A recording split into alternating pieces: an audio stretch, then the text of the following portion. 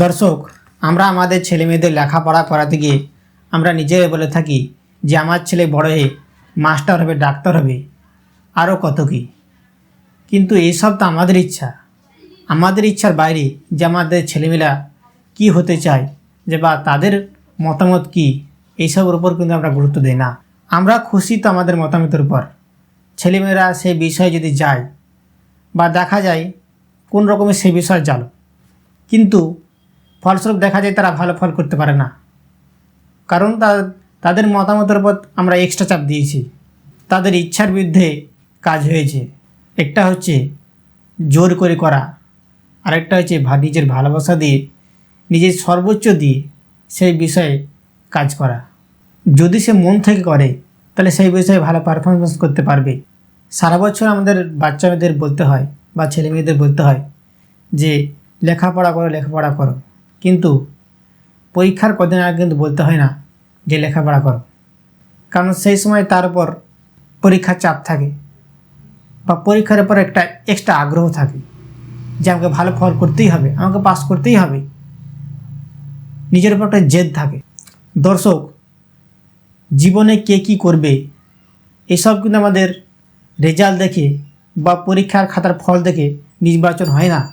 দর্শক, আমাদের জীবনে দেখা যায় যে অনেক ফার্স্ট বয়, সেকেন্ড বয়, ছাত্র থেকে মাস্টার থেকে সবাই বলে এই ছেলেটা বড় হয়ে ভালো ফল করবে, মা বাবার মুখ উজ্জ্বল করবে, কিন্তু ফলস্বরূপ দেখা যায় যে কেউ কেউ সে বিষয়ে অনেক ভালো উন্নতি করেছে বা ভালো কর্মসংস্থান করেছে, কিন্তু এমনও দেখা যায় যে অনেক ছেলে আজ বেকার।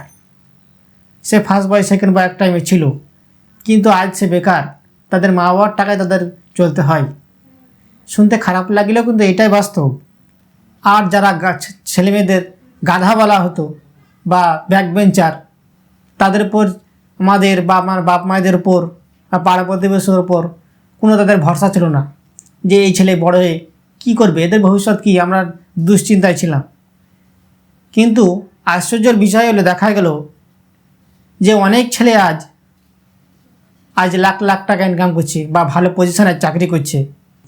সবাই তো অবাক যে এই ছেলের প্রতি তো কোনো কারো ভরসা ছিল না, সেই ছেলে আজ এত উন্নতি করলো কীভাবে। তাই সব বাপ মায়ের কাছে আমার অনুরোধ যে নিজের ছেলেমেয়েরা কী হতে চায় বা তাদের জীবনের ইচ্ছা কী, সেটা কিন্তু আমরা গুরুত্ব দিই। কিছুদিন হলো একটা ফিল্ম রিলিজ হয়েছে, ফিল্মটা হলো 12 ফেল। সিনেমাটার নাম শুনে অনেকে বুঝতে পারছো যে সিনেমাটা কী বা কী সিনেমাটা। ক্লাস 12 ফেল করেও জীবনে যে বড় কিছু করা যায় বা জীবনের মুহূর্তটা চেঞ্জ করা যায়, এই সিনেমাটা কিন্তু এটাই বাস্তব রূপ দেখানো হয়েছে। মনোজ কুমার শর্মার, আইপিএস মনোজ কুমার শর্মার তার জীবন দর্শন এই ফিল্মে দেখানো হয়েছে। আরেকটা কথা না বললে নয়, বলিউডের 3 ইডিয়টস ফিল্মটা অনেকে দেখেছো বা যারা দেখোনি তারা একবার গিয়ে দেখো। এই ফিল্মে কিন্তু বাস্তব শিক্ষার দেওয়া হয়েছে বা অনেক কিছু বাস্তব শিক্ষা আছে। এই সিনেমাতে দেখানো হয়েছে যে জীবনে শুধু সার্টিফিকেট বা মুখস্থ বিদ্যাই কিন্তু বড় কিছু নয়, আসল হচ্ছে নিজের ট্যালেন্ট এবং নিজস্ব ইচ্ছা। পারলে এই সিনেমাটা একবার দেখবে।